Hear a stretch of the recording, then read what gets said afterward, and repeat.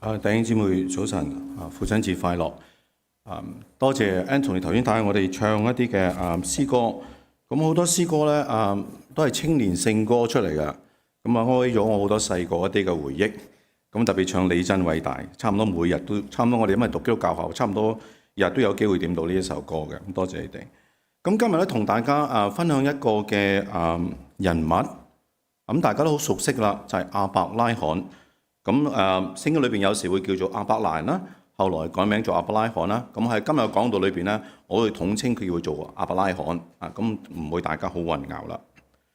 咁創世記啦，亞伯拉罕係創世記裏邊一個好重要嘅人物。咁創世記咧又係摩西五經裏邊嘅之一。咁喺聖經希伯來文嘅聖經裏邊咧，呢個類別咧，我哋叫 Torah， 我哋中文直翻咧就叫做妥拉啊。咁 Torah 主要嘅含義咧，其實係咩咧？係一個叫做divine 嘅 instruction， 即係話係上帝嘅指示同埋法則，就係呢五本嘅經書嘅裏邊，亦都係引申到咧呢啲嘅上帝嘅指示同埋法則咧，亦都包含咗好多一個嘅啟示神對人嘅啟示期望人點樣回應上帝嘅啟示。咁呢五經裏邊咧有特別創世記啦，個文體啦，大部分都係用故事嘅形式啦，係去表達出嚟噶。講到上帝對人嗰個嘅心意同埋計劃，人點樣嘅離開上帝，有好多唔同嘅大小嘅故事啦，係組成呢一個嘅創世記，或者係組成啊好多唔同嘅人物出現喺創世記。我哋人生咧亦都好多唔同嘅故事組成嘅，由出生、成長、移民、結婚、組織家庭，又或者係因為婚姻有離異，兒女成長，自己父母嘅年紀老邁，又或者已經離開咗我哋，呢啲都係我哋人生嘅好多好多嘅故事。呢啲故事組織起嚟，就係我哋人嘅一生嘅經歷。喺我哋嘅基督徒嘅生命裏邊咧，呢啲人生嘅經歷咧，亦都係上帝我哋生命嘅故事。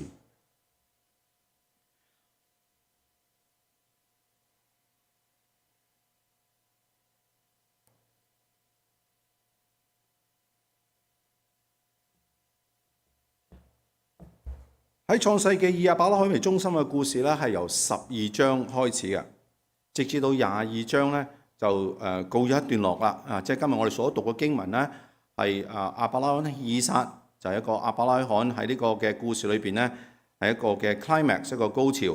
咁跟住咧，亞伯拉罕就退出呢個劇場，跟住以撒就進入呢個創世記嘅故事嘅裏邊。當時嘅記載咧，亞伯蘭即係亞伯拉罕聽到呢個耶和華對佢呼召嘅時候咧，係大概係75歲度。上帝直接向亞伯拉罕咧係啟示話：你要離開本地本族同埋父家。呢個你要離開係一個有命令式嘅暗示一個嘅語句。你要離開你而家身處呢個地方。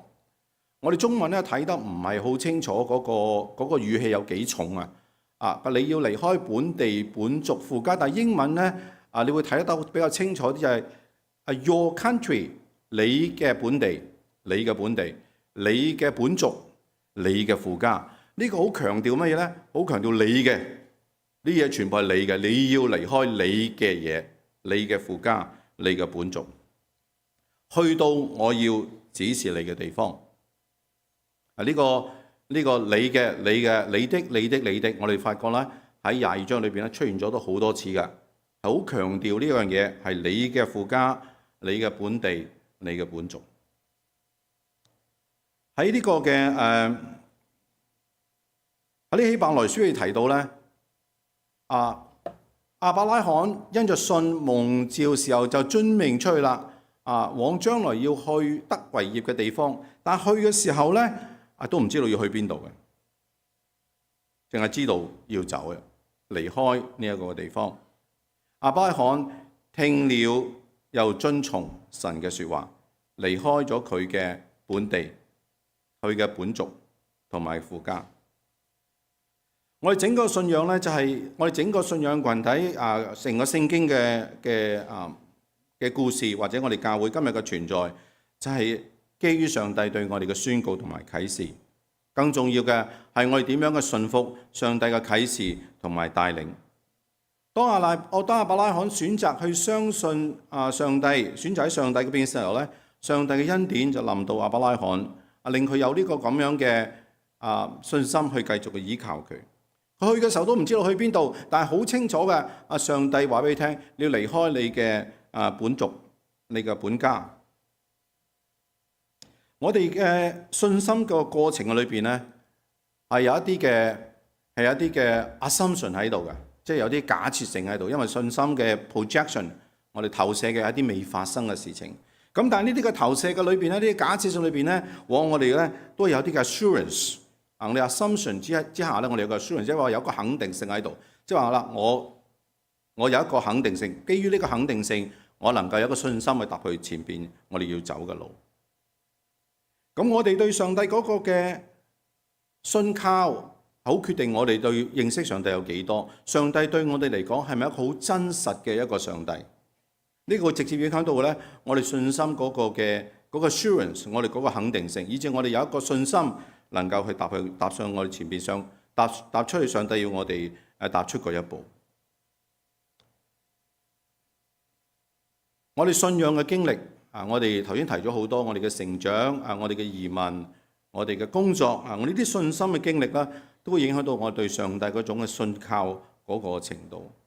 但你有發覺至少係我自己嘅經驗，係越係投靠上帝嘅時候咧，就意味住咧我哋越去放棄對自己生命嗰個操縱，我哋交託就係咁嘅意思，將我哋嗰個控制，我哋控制權或者嗰個控制欲能夠交託俾上帝。相信上帝為我哋安排嘅係最好嘅安排，呢個就係基督徒生命成長一個好重要嘅一個嘅標記。亞伯拉罕回應上帝嘅呼召，離開一個好熟悉嘅環境，離開一個熟悉嘅面孔嘅環境，進入一啲所謂流離唔穩定嘅生活。我哋有一句嘢就係 away from certainty to uncertainties， 有一個唔肯定嘅，有一個肯定嘅環境，好安舒嘅環境，仲有一個未知嘅環境嘅裏邊。我哋又叫做 away from security to insecurity， 離開呢個安舒嘅環境，有一個好安全嘅環境，去一個未知嘅未來。我諗好多人移民都係一個咁樣嘅一個經歷，係咪？有一個嘅 uncertainty， 有一個 certainty， 有一個 uncertainty。有一個好安定嘅安舒嘅環境，去到一個全新嘅環境，開始自己一個生活。亞伯拉罕將佢嘅人生、佢嘅未來、佢嘅寄望交託喺上帝嘅手裏邊，佢嘅前途佢將來成為上帝個責任。佢離開佢嘅本土、佢嘅本族、佢嘅父家，並唔知道要去嘅係咩地方。但係佢知道㗎，上帝同佢同在。上帝冇向我哋嘅人生俾到我哋睇到我哋嘅一個好清楚嘅藍圖。今日你點？聽日點？你20歲點？30歲冇一個好清楚嘅藍圖。有時咧，你會發覺我都好迷失嘅，甚至冇方向。但你望翻你人生，你睇咧，就係一段又一段嘅路，一段又一段嘅一個嘅旅程，一個又一個故事嘅交織。像你呢個嘅人生，呢個人生嘅裏邊，亦都有好多上帝嘅故事喺裏邊。我哋嘅移民嘅故事咧，我相信好多人都係從海外移民嚟到加拿大生活。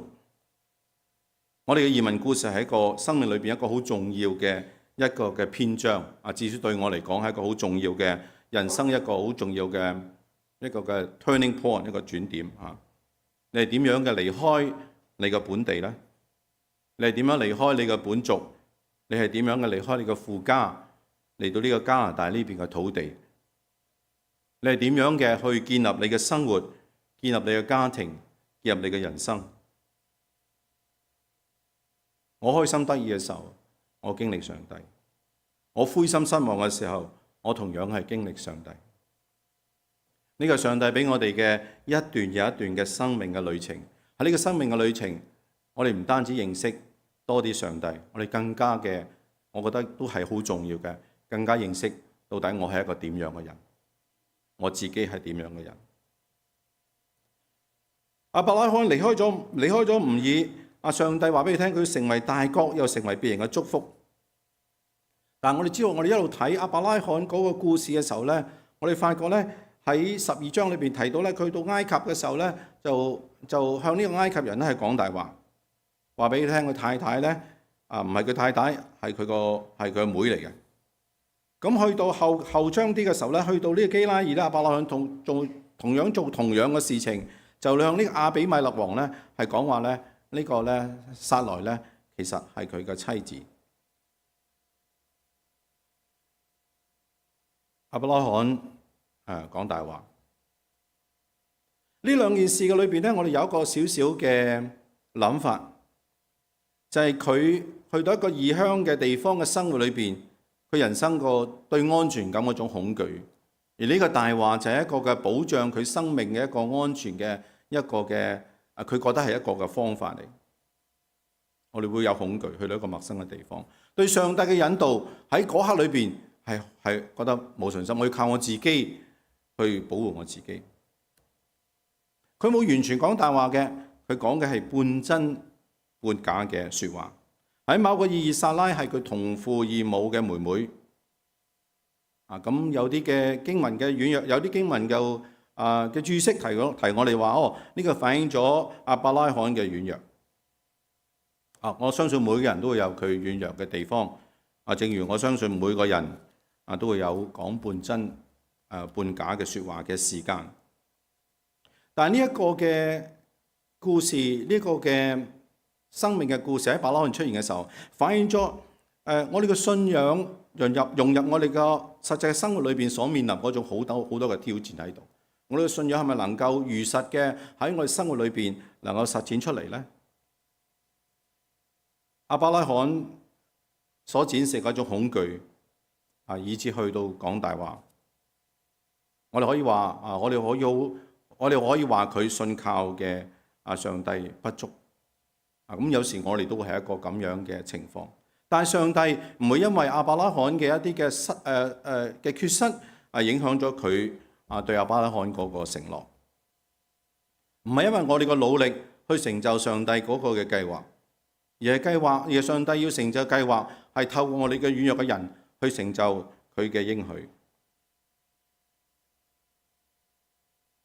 上帝又同亞伯拉罕立約，應許佢成為大國，佢個名為大，叫別人為佢得福。喺16章創世16章2節講到，撒萊對亞伯拉罕說：請看，耶和華使我不能生育，求你親近我嘅婢女，或者我可以從佢嗰度咧係得到孩子，或者從佢嗰度咧可以建立一個家庭。亞伯蘭就聽從了撒萊的話。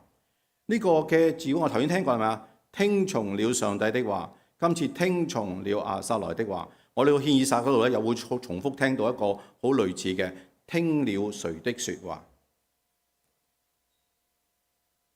亞伯拉罕同夏甲同房，生咗呢個以實瑪利。亞伯拉罕當時係聖經記載當時係86歲一啲嘅 research 咁但係撒萊咧同夏甲不和，咁呢啲我哋成日睇電視劇都見到㗎啦。呢個正室。同埋呢個嘅所謂二房就不和。夏甲同佢孩子咧，最終係被趕走，離開咗佢哋嘅屋企。亞伯拉罕嘅家庭並不和睦。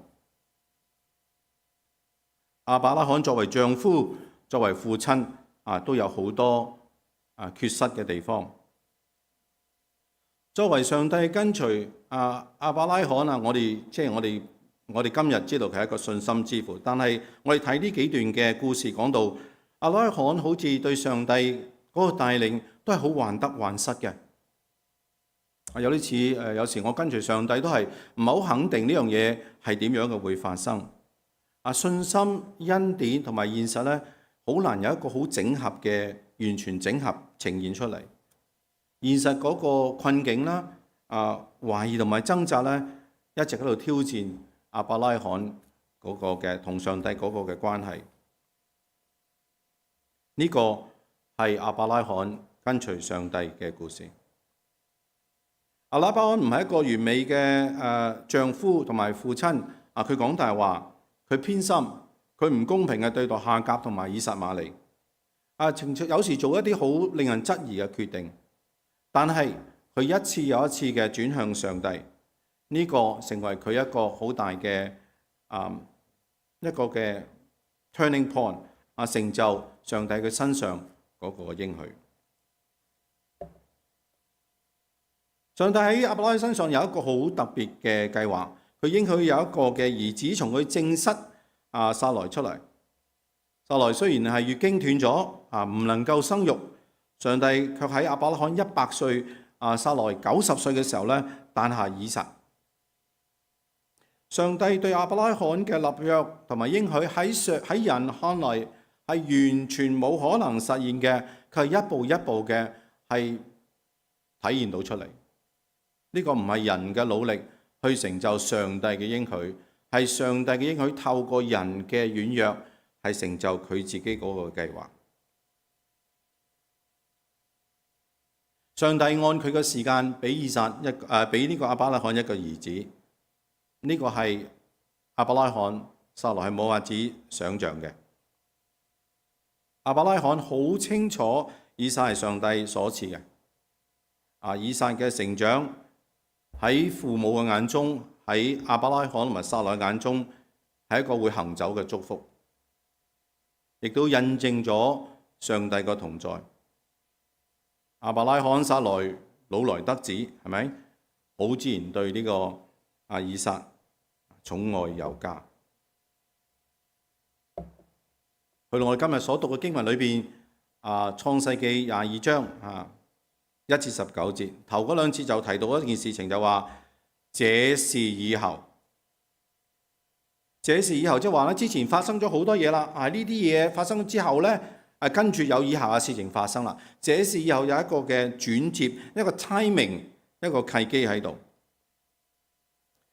以前發生嘅告一段落啦，而家一個新嘅故事嘅開展。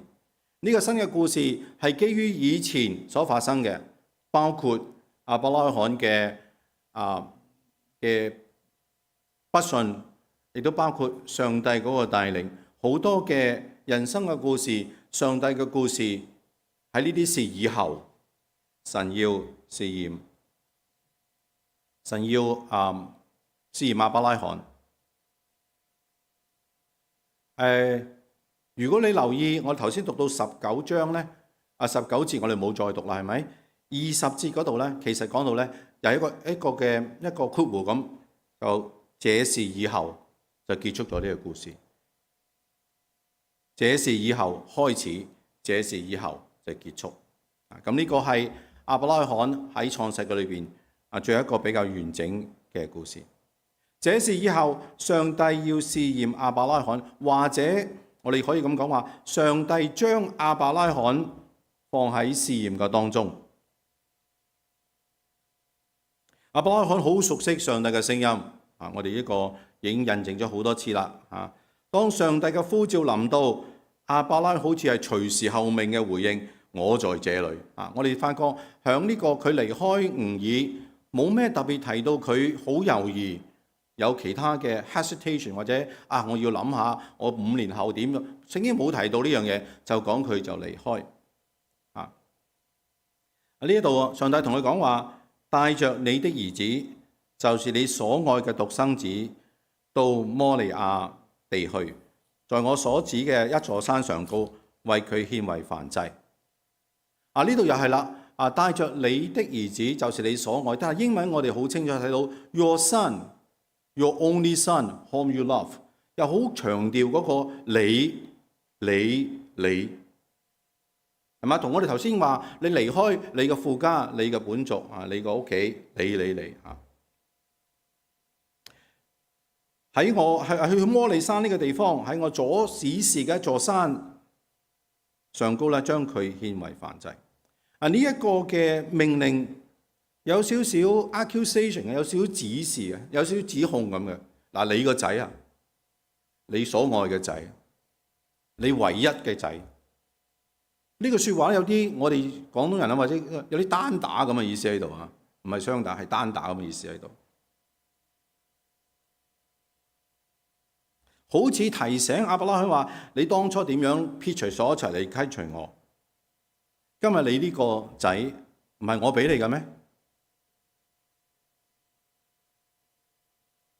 呢個嘅講法咧有少少，頭先我提過少少，佢有少少指控性嘅。有另外一個諗法就係、另外一個嘅句語 rephrasing 嘅就話咧，我諗上帝覺得我估下，上帝覺得亞伯拉罕將以撒私有化，屬於我噶啦，係我個仔嚟嘅，你俾我噶嘛，係我噶，屬於我噶。如果亞伯拉罕將啲以撒私有化嘅話咧，咁可能佢就唔能夠再成為別人嘅祝福。如果要成為別人祝福，以撒就唔可以被私有化。有時我哋都會將上帝嘅 blessing 上帝嘅祝福係私有化嘅，我噶啦，上帝俾咗我，我唔會俾翻你噶啦，係我嘅。呢啲嘅祝福有時成為我哋去到上帝面前有一個嘅攔阻。有時會喎。我哋嘅專注可能停留喺學業、工作、婚姻、家庭。以前我哋嘅所謂嘅嗰個成功屬靈嘅成功或者好多人即係覺得你好屬靈呢啲咧，呢啲我哋叫做祝福啦，好似成為一個嘅私有化，好似盜版咁樣啊，唔係你嘅，你 copy 攞咗翻嚟，變成係你嘅嘢。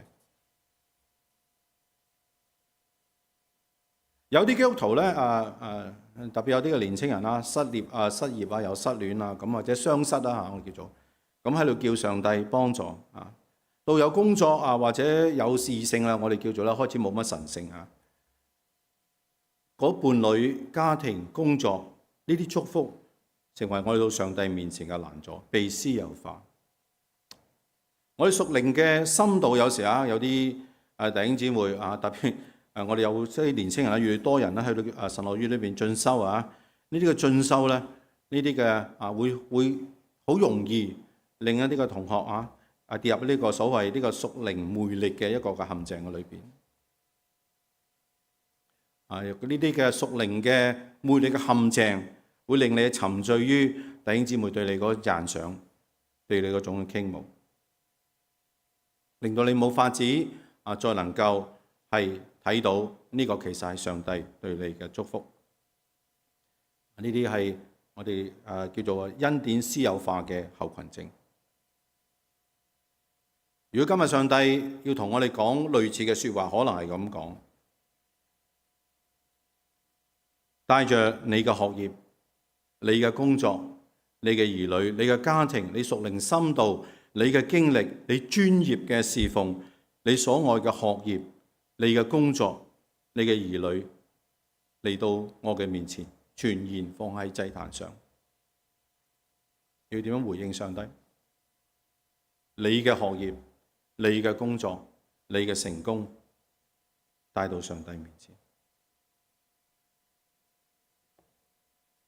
上帝要試驗亞伯拉罕，上帝指示咗佢話：你要將以撒獻俾我之後咧，就冇任何嘅説話啦，又冇解釋點解要獻啦，係咪？又聽唔到亞伯拉罕話：喂，上帝點解要咁做啊？你俾我，而家你咁樣攞翻，咁你算點啊？冇呢啲嘅説話，聖經冇記載，冇解釋，冇安慰，上帝係沉默。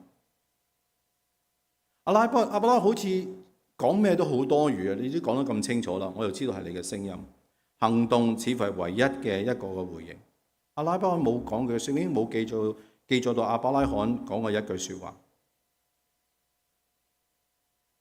亞伯拉罕就照着吩咐他的去了。呢個係佢初初離開吾珥嘅12章4節裏邊嘅一句説話。當時上帝叫佢離開佢嘅地方嘅時候，聖經就咁記載：亞伯拉罕就照着耶和華的吩咐去了。一句簡單嘅説話都冇，多餘咗就去了。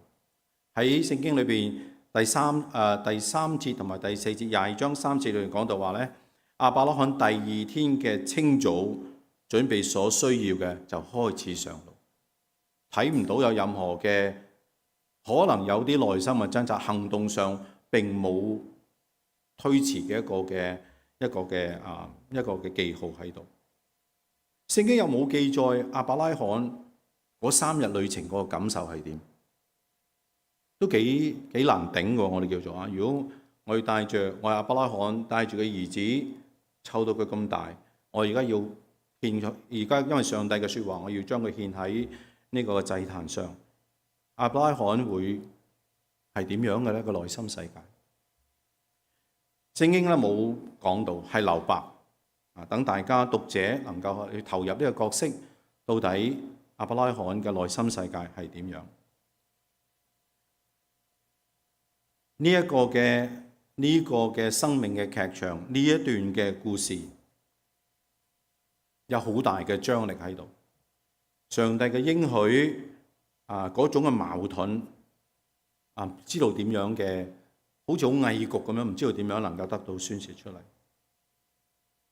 沉默同埋將要發生嗰件事情嗰種震撼性有好強烈嘅對比，好似暴風雨嘅前夕一樣。或者喺亞伯拉罕嗰個嘅內心裏邊，都能閃過咁樣嘅念頭，話真係好荒謬呢一個咁樣嘅指令。我一路行，我一路可以咁樣諗，係咪？喺我人生嘅絕望裏邊，你將以撒賜俾我，從冇到有，你知道我有幾愛錫以撒。你而家將佢放喺祭壇上高，你係咪開玩笑咧？呢或者係你同我之間嗰個回應？又或者係亞伯拉罕喺佢心裏邊一個閃過一個咁樣嘅念頭。上帝指示要佢去呢個摩利亞山呢個地方，摩利亞地呢個地方去，叫佢對上帝要指示一座山去獻以撒。亞伯拉罕前往摩利亞地之前咧，嚴格嚟講咧都唔知道去邊度，係咪？有啲似初嘅離開，又係唔知道去邊度，但係佢因為知道呢個係上帝嘅聲音，佢就去了。亞伯拉罕對呢個指示咧一啲都唔陌生。呢個可能呢個去離開吾爾的景象，再一次勾起佢，亦都勾起佢咁多年喺這些事以前一啲人生嘅種種嘅片段。亞伯拉罕同以撒同行咗3日，望着以撒，好清楚以撒就係上帝嘅100%嘅恩典。由吾爾到迦南過去嗰幾十年，回望佢人生一段一段嘅旅程，一段一段嘅故事，上帝對佢嘅愛一次一次嘅帶領，都係一個事實嚟嘅。縱然亞伯拉罕有幾唔好或者幾不忠但係上帝嘅帶領係一個嘅事實，唔係假嘅，唔係想象出嚟，唔係幻覺，唔係今日因為呢件事呢個矛盾性能夠將以前人生嗰啲故事完全能夠抹掉。人生我哋有時都係咁，喺上帝要帶領嘅路，我哋覺得好矛盾，但係我哋又知道上帝好真實，以前喺我哋生命裏面出現過。我點樣去面對我前面要走嘅路？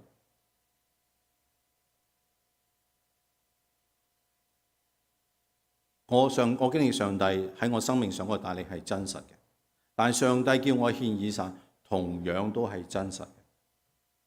除非我否定我過去嗰10幾20年或者我以前生命嘅故事。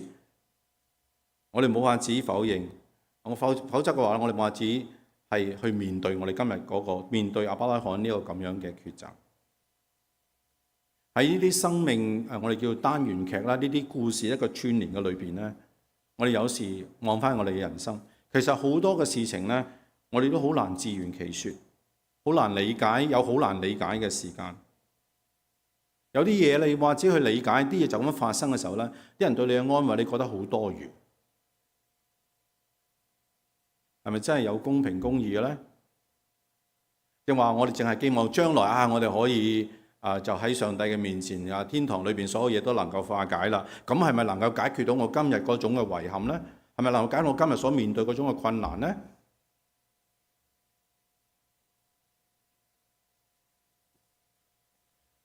呢個對亞伯拉罕係一個好荒謬嘅一個嘅要求。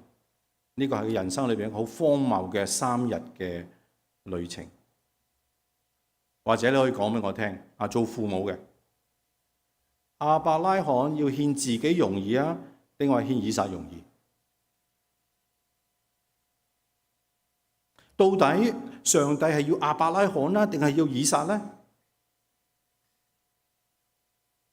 亞伯拉罕喺獻以撒為祭嘅過程裏邊，我相信同時亞伯拉罕都將自己整個人生係交喺呢個祭壇上高。以撒要成為活祭，以撒將要成為呢個嘅燔祭嘅羔羊，但係亞伯拉罕作為獻上以撒嘅一個父親，將會背負呢個咁樣嘅事實，去陪佢走餘下嘅人生，殘忍，好難去處理呢個咁樣嘅糾結，呢個咁樣嘅結。亞伯拉罕信服呢個上帝將以撒咧放喺嗰度啦。咁上帝咧去到個地方咧指示咗呢座山，咁佢咧就擺好柴，綁咗自己嘅兒子以撒放喺殘嘅祭壇上。亞伯拉罕伸手拿刀要宰殺自己。你可唔可以想象呢幅圖畫？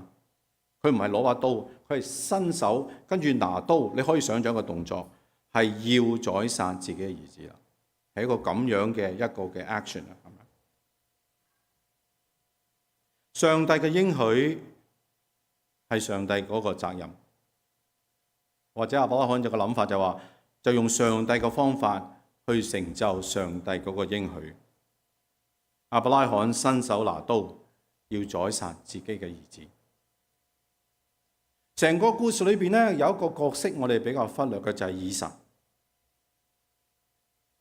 係神應許亞伯拉罕從正室撒來出嚟嘅兒子。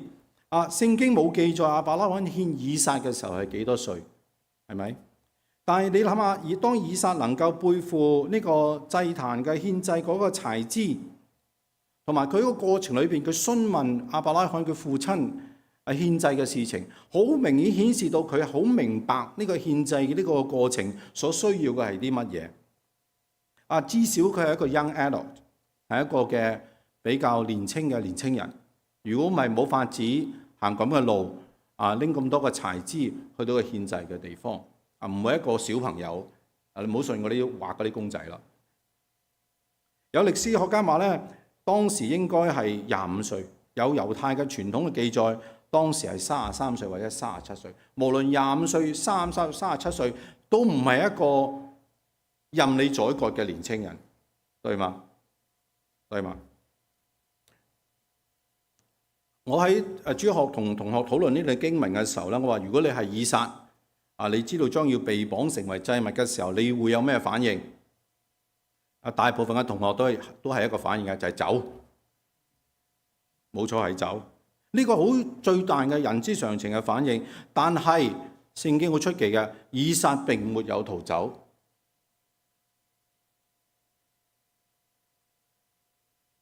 甚至可以咁樣講，如果以撒係唔願意，我相信以呢個高齡嘅亞伯拉罕冇法子將佢放喺呢個祭壇上高。如果你認為亞伯拉罕獻以撒係個信心嘅一個嘅頂峰啦，或者呢個信心可能有啲缺陷嘅但係至少行動上高，佢係投射出嚟 I trust you， 我相信你上帝。但係你唔好低估以撒嗰個信服。以撒被綁喺祭壇上嗰個沉默，睇住父親伸手拿刀，攞去想像以撒嗰個心情係點樣？佢諗緊啲乜嘢？唯一解釋嘅就係可能性解釋話，以撒係愛佢爸爸。呢種愛去到對步咧，係相信佢爸爸所做嘅一切，相信到個地步，將自己嘅生命擺上。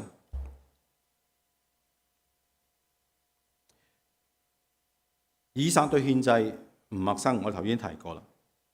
佢認識上帝，佢對呢家人嘅愛護，至少睇到亞伯拉罕、撒萊點樣嘅去經歷上帝，或者聽到好多佢哋嘅故事。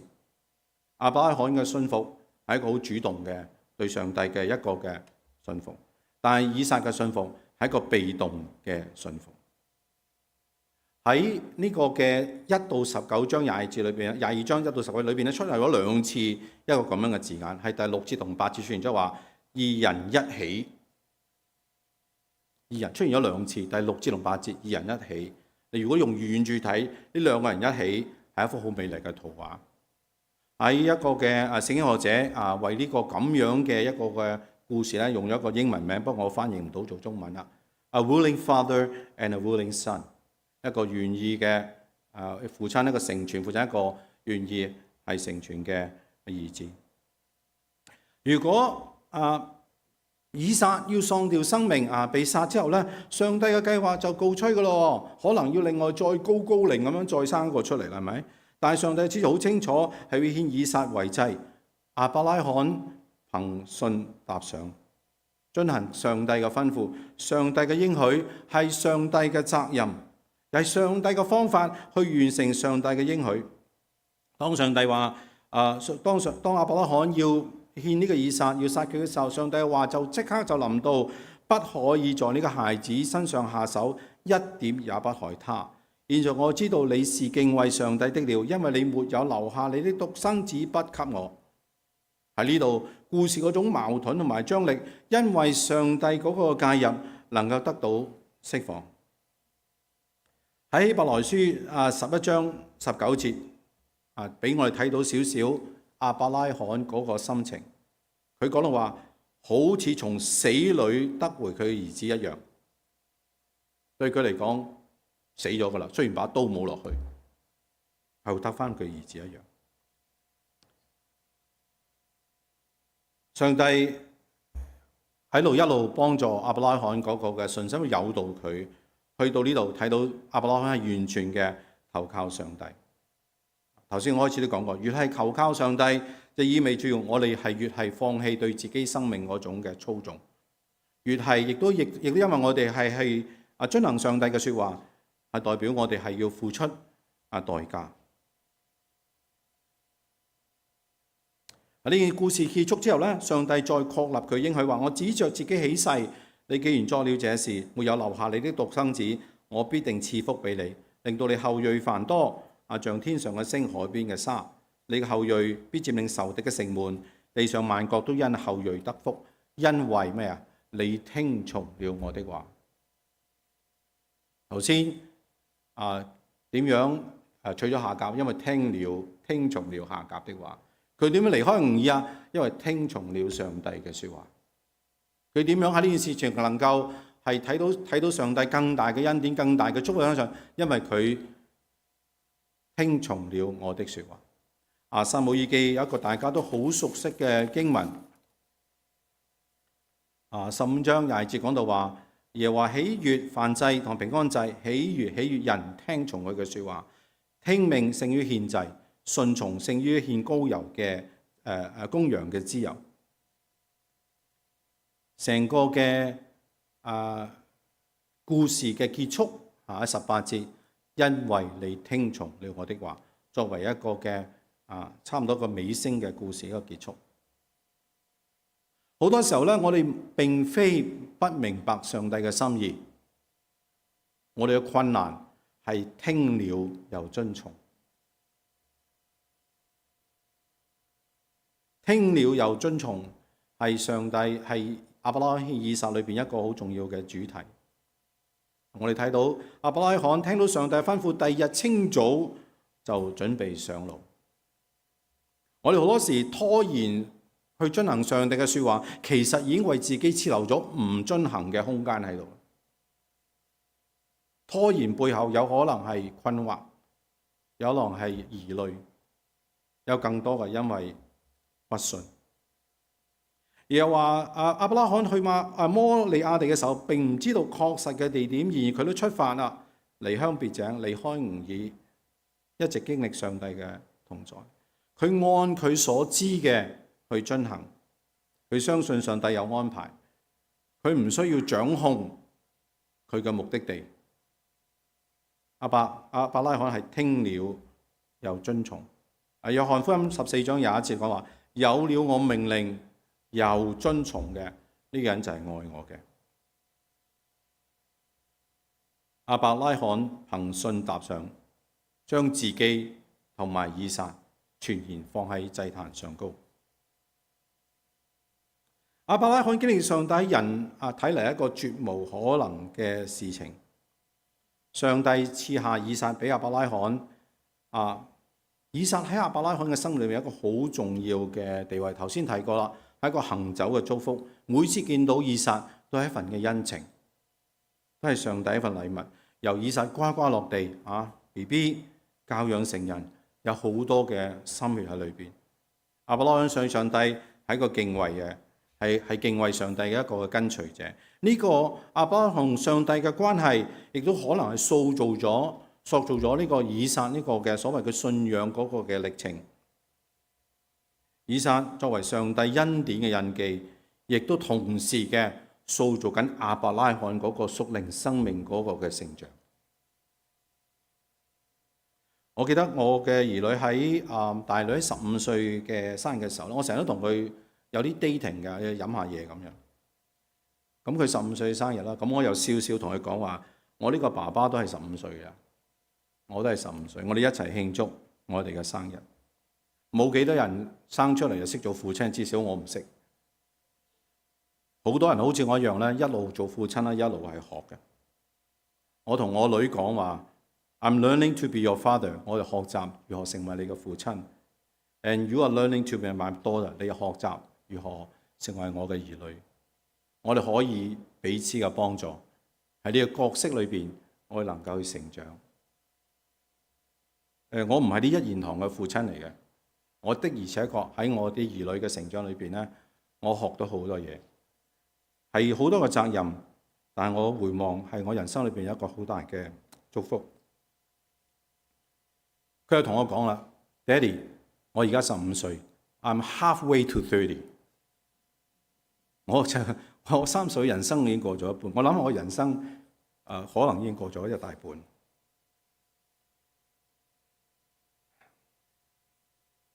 sorry， 我要同佢講，你知唔知你爹哋咧由15歲、30歲嘅時候係點樣嘅一個爹哋？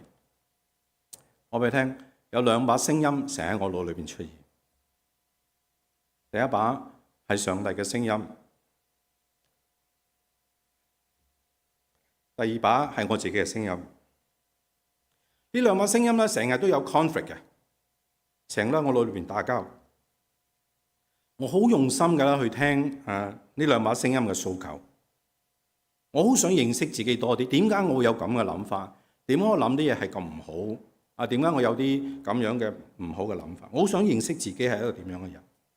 我又好想知道咧點樣將信仰咧喺生活裏邊咧能夠實踐出嚟。我想過嘅唔係一啲心安理得嘅基督徒嘅生活，我唔想要一個咁樣嘅信仰。我係想喺我人生裏邊咧，我嘅抉擇咧係能夠同上帝有得交代嘅。呢個過程咧，我可以好煎熬嘅，可以好辛苦，甚至乎咧係有時會有好挫敗。但係呢啲令我學習咧，乜嘢係上帝嘅恩典？作為一個父親咧，我係多咗一個身份一個角度咧，去認識咩叫上帝，咩叫天父嘅愛。上帝咧係制止咗亞伯拉罕將佢所愛嘅獨生子放喺祭壇上高，但係卻係因為愛我哋，將自己嘅獨生子耶穌基督放喺十字架上高，做我哋嘅代價。以撒要背負燃點自己嘅柴枝，耶穌卻要背負自己嘅十字架。以撒要為自己喺摩利山上高起呢個嘅祭壇，呢個摩利山後來成為所羅門為上帝建造聖殿呢個地方。以撒被綁在祭壇上高，不發一言。以賽亞先知記載嗰個受苦嘅牧人一樣，係受苦嘅時候卻不開口，好似羊羔被牽到宰殺之地，又好似羊在指牧人手下無聲，他也是這樣不開口。上帝為亞伯拉罕準備咗公綿羊去替代以撒。施洗約翰指住耶穌話：看啊，神嘅羔羊，除去世人嘅罪孽。耶穌成為祭壇上高嘅羔羊。以賽亞書提醒我哋，耶和華竟制定將他壓傷，使佢受苦。耶和華以他為贖罪祭。以撒信服天父以撒信服父親亞伯拉罕，被綁喺祭壇上高。耶穌喺客西馬尼園向天父禱告話，係願意天父嘅旨意得到成就，而最後被釘在十字架上高。耶穌向天父話：不要照我嘅意思，只要照你嘅意思，願你嘅旨意成就。按亞伯拉罕嘅心意，佢唔會主動，亦都唔願意將以撒獻喺祭壇上高。但按耶穌嘅心意，耶穌係希望呢個十架苦杯可以離開佢。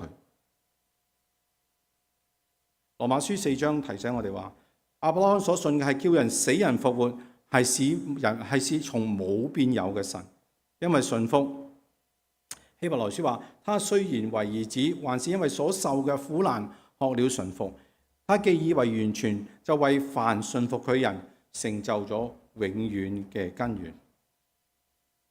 亞伯拉罕因為聽命，成為呢個信心之父，成為呢個榜樣。呢個榜樣唔係一個一沖身就含住金鎖匙有光環嘅榜樣。呢個榜樣係佢好多信心嘅歷程，人生一個嘅經歷，一個故事，以至佢成為我哋今日一個榜樣。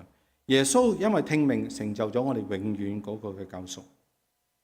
所以以創世記22章1到19節，亞伯拉罕獻以撒，唔單單係亞伯拉罕同埋以撒嘅故事，亦都係我哋上帝天父嘅故事。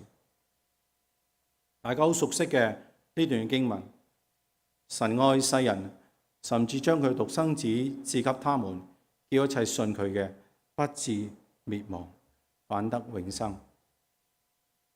頭先主席同埋傳道帶領我哋祈禱嘅時候都提到我哋在天上嗰個嘅父親。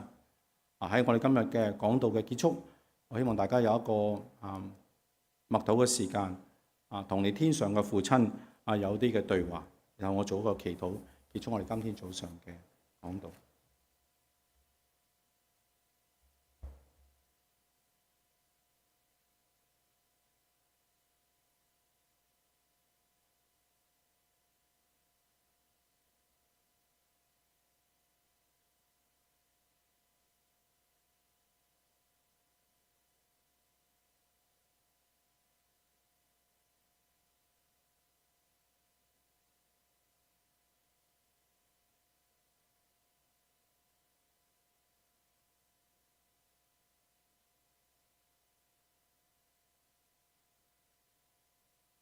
天父，感謝你俾我哋父親呢份嘅禮物。喺今日父親節，我哋多謝嗰啲引導、保護、愛護我哋嘅父親，讓我哋感受到佢哋應該得到嘅尊重同埋嗰份愛。我哋嘅天父，我哋將我哋嘅心都係轉向你。你係愛我哋嘅天父，你有憐憫同埋恩典。多謝你一直喺我哋嘅生命裏邊嗰個安慰同埋引導同埋帶領。天父，求你賜俾每一位嘅父親，特別嘅落喺困難或者受苦嘅父親，讓佢哋感受到你嘅同在，你嘅平安，你俾嘅平安同埋你俾嘅醫治。對嗰啲已經失去咗父親或者父親關係好疏離嘅人，願天父你俾佢哋有安慰，同埋佢哋可以有一個和好嘅一個嘅關係。喺我哋中間嘅父親，求天父你繼續幫助我喺呢個角色嘅裏邊，能夠係好忠心嘅演繹你喺我哋生命嗰個嘅工作，為呢個家庭帶嚟一啲嘅一個和睦，一個以你為首嘅一個嘅家庭，能夠彰顯你嗰份喺我哋身上嗰份無條件嘅愛。多謝你聽我哋嘅祈禱，我哋祈禱奉耶穌基督名求。